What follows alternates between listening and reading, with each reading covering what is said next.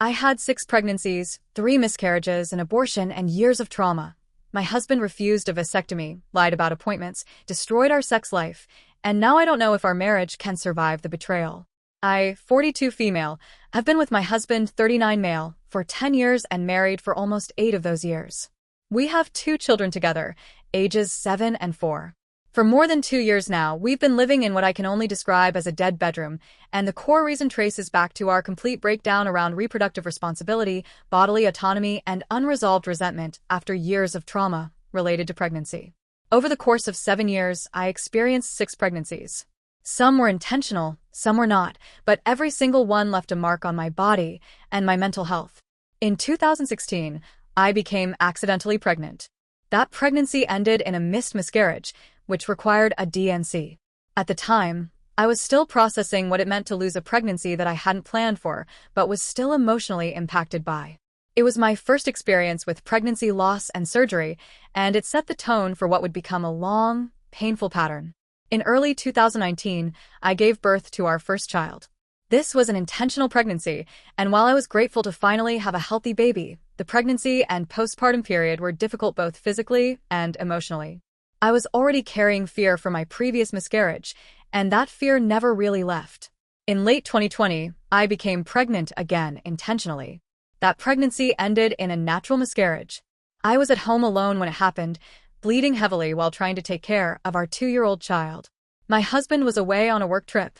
I remember being scared, in pain, and completely alone, trying to manage my body and my child at the same time. That experience stayed with me in a very deep way. In early 2021, I had another intentional pregnancy, which also ended in a missed miscarriage. This required yet another D&C. By this point, I had gone through multiple pregnancy losses and 2 surgical procedures, and I was emotionally exhausted. Each pregnancy came with hope, fear, and then grief, and I felt like my body was constantly being put through trauma with very little recovery time. In early 2022, I gave birth to our second child. This pregnancy was also intentional, and again, I was grateful, but I was physically and emotionally depleted. By that point, I knew with certainty that I was done having children. I had already endured more than I ever imagined I would when it came to pregnancy, loss, and recovery. After the birth of our second child, I asked my husband to get a vasectomy.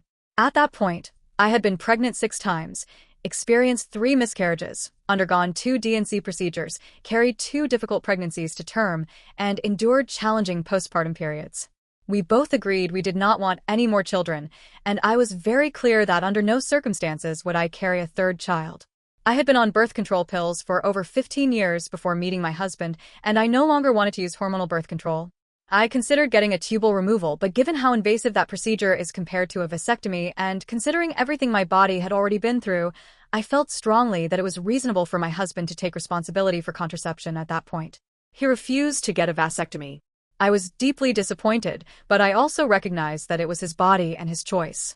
I told him very clearly that if an accidental pregnancy were to happen in the future, I would not hesitate to get an abortion because I was absolutely not going to have another child. I emphasized that I wanted to avoid that situation entirely, but that my boundary was firm. Despite knowing better, we relied on ovulation tracking and the pull-out method. Unsurprisingly, this failed. In mid-2023, when our second child was only 15 months old, I became accidentally pregnant again. I followed through on what I had already communicated and had an abortion.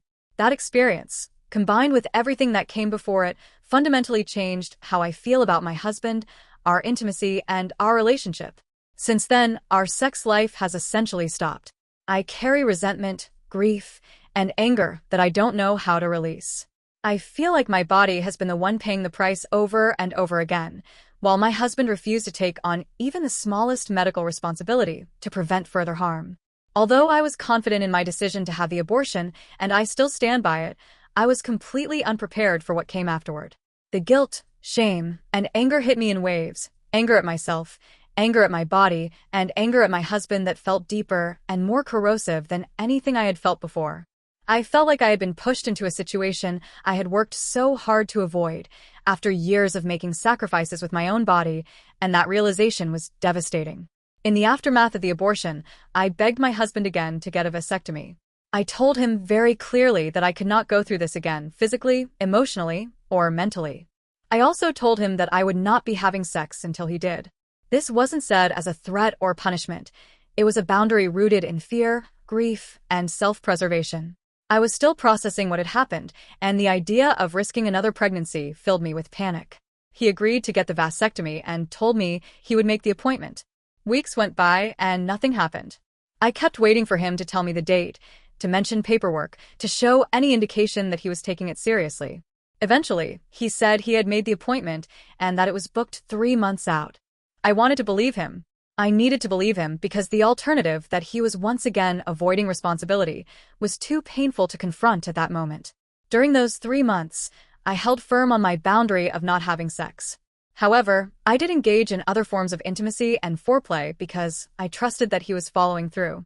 I told myself that this was temporary, that there was an end in sight, and that once the vasectomy was done, maybe we could start to heal some of the damage that had been done.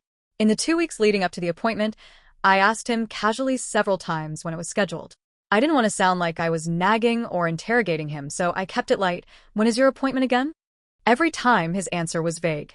"I think it's next Wednesday at 2, he would say, always prefacing it with "I think." That alone made me uneasy, but I brushed it aside. Asked if he needed me to drop him off or pick him up afterward since we only have one car. He insisted that he would just take an Uber and that everything was handled. Then Wednesday came. I came home that afternoon with our kids, fully expecting that he would either be gone or recovering. Instead, I walked into the house and found him sitting in his home office, working like it was any other day. My stomach dropped. I asked him what happened, and he told me that he had either forgotten the appointment or gotten too busy at work to go. I honestly can't remember which explanation he gave, because I was so stunned in that moment. I couldn't believe what I was hearing. This was something we had talked about for months. Something I had reminded him about multiple times. Something that was directly tied to my physical safety and mental health. I told him that if the appointment had been booked 3 months in advance, he should have taken the day off work. He should have put it in his calendar. He should have set reminders. I had reminded him repeatedly in the weeks leading up to it, and he had reassured me every time. He apologized and said he would rebook. 2 full years passed after that missed appointment, and he never rebooked it. Not once. During that time, I would periodically ask him, sometimes gently, sometimes out of sheer frustration, if or when he planned to follow through. Every single time, there was an excuse. Work was too busy. He needed to check his schedule. He had to call the doctor back. Insurance issues. Timing wasn't right. It was always something, and none of it ever amounted to action. What hurt the most wasn't even the refusal itself, but the way he handled it. He never once sat me down and said, "I don't want to do this," or "I'm scared," or "I'm struggling with the idea." There was never a real conversation, never vulnerability, never honesty. Instead, he chose avoidance. He chose silence. He chose to let me carry the weight of asking, reminding, and feeling like the nagging wife while he passively waited for the issue to disappear. Meanwhile, our marriage slowly withered. 2 years of no sex turned into 2 years of no intimacy at all. We stopped touching. We stopped flirting. Conversations became purely logistical: kids, schedules, groceries, work. I felt more like a co-parent and roommate than a wife. The emotional connection we once had eroded until it felt like we were living parallel lives under the same roof. I grew resentful, lonely, and deeply sad, and I don't think he ever fully grasped the toll it was taking on me. Eventually, I reached a breaking point. I asked him, point blank, how he thought our marriage could survive like this. I told him that I could not keep living in limbo, constantly waiting for him to maybe, someday, take responsibility for our shared reproductive health. I also told him that I was done bringing it up. I was exhausted from feeling like the bad guy for advocating for my own safety and well-being. My stance had not changed. I was not going to have sex and risk another pregnancy. That boundary was firm. He mostly just sat there. Quiet. Minimal response. No reassurance, no plan. No sense of urgency. It felt like talking to a wall, and in that moment I realized how alone I had been in this for a very long time. A couple of months later, out of nowhere, he tried to initiate sex. When I didn't respond, he casually said something along the lines of, "I told you I have that appointment booked, right?" I was stunned. I told him no, he had not told me that, and he certainly hadn't mentioned anything about it since the last time I brought it up months earlier. He insisted. "Well, I have the appointment." I asked when it was. Once again, the answer was vague. "I think it's like a month from now." At that point, I felt nothing but numbness. I told him very clearly that after everything that had happened, the missed appointment, the excuses, the 2 years of waiting, I would believe it when it was actually done. Not booked. Not planned. Done. I told him to come back to me after the procedure had happened. I also reminded him that even then, he would need to be cleared 3 months later, and that I would not feel safe or at ease until that confirmation existed. It wasn't anger anymore. It was resignation. Trust had been broken so many times around this one issue that words meant nothing to me anymore. Only actions would count, and by then, I wasn't even sure actions would be enough to repair what had already been lost. He finally got the vasectomy a month later, 2 years and 1 month to the exact date of my abortion. The timing alone felt cruel, like a quiet reminder of how long I had waited, how much I had endured before he finally acted. I want to believe that he did, in fact, go through with it, but even now, I only have his word. Once again, he insisted that I didn't need to drop him off or pick him up, despite my offering. He handled it alone, and I was left, once again, to trust him without any tangible reassurance. It has now been 7 months since the procedure. Despite everything we discussed beforehand, despite my repeated reminders and clear communication about what I needed in order to feel safe, he has still not done the 3-month follow-up sperm count check. I have asked him over and over again. I have explained that this isn't about control or distrust for the sake of it, but about my peace of mind after years of trauma related to pregnancy and loss. Each time, I met with another excuse.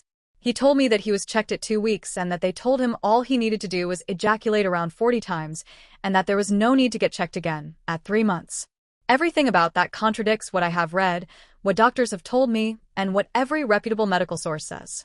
Every guideline I've seen emphasizes that the 3-month clearance test is critical, and until then, pregnancy is still possible. I've shared this with him. I've begged him to do the follow-up. He continues to delay, dismiss, and avoid it, just like he did for years before the procedure itself. We've had sex a handful of times since the vasectomy, mostly because I was operating on the hope that he would follow through and get the clearance test. But that hope has been steadily eroding. I no longer believe that he intends to do it, and I'm back in the same exhausting position of feeling like I have to nag him just to protect myself. The anxiety has returned, and every time sex is even a possibility, I feel uneasy instead of connected or desired. I had plans to get a tubal removal myself this week, thinking that if I couldn't rely on him, I would once again take responsibility for our reproductive health. Then I found out that I would have to pay 25% out of pocket, $3,500, which we simply cannot afford. That realization crushed me.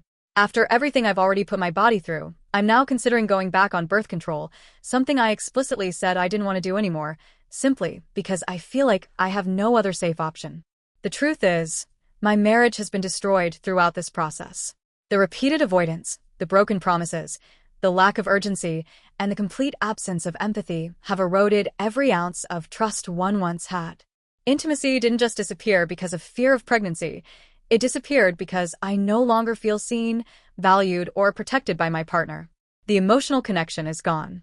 The closeness is gone. He has made no real attempt to repair any of it, nor has he initiated a meaningful conversation about the damage that's been done. I am terrified of another pregnancy. I am unwilling to risk it, physically or mentally. I feel like he has shown, over and over again, that he does not fully grasp or respect what my body and my soul have been through over the past 7 years. Even if he were to get cleared tomorrow, I don't know that the desire to be intimate with him would return. Something fundamental has broken inside me. Now, I'm left wondering where I go from here. Can a marriage survive this level of neglect, avoidance, and loss of trust? Is it even worth trying to fix when I feel so disconnected and unheard? I don't know if this is something that can be repaired, or if staying would only mean continuing to sacrifice myself in ways I no longer can. I'm standing at a crossroads, unsure whether to keep hoping for change or finally accept that this chapter may be over.